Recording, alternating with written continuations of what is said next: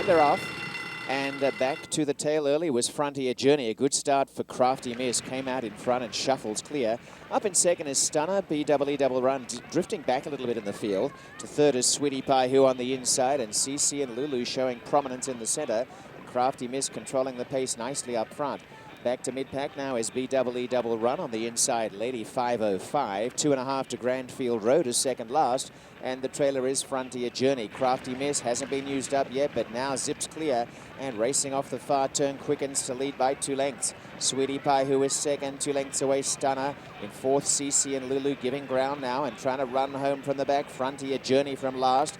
BEE Double Run sees a rails run. Back second last, Grandfield Road as they bunch up a little bit. And the trailer is Lady 505, who's been in a brutish mood. Top of the lane, and Crafty Miss turns a length clear. Sweetie Pie Who lost a bit of touch at the top of the lane. From the back, Grandfield Road starts a run with Stunner and BEE Double Run, but Crafty Miss loosens on the lead by 3.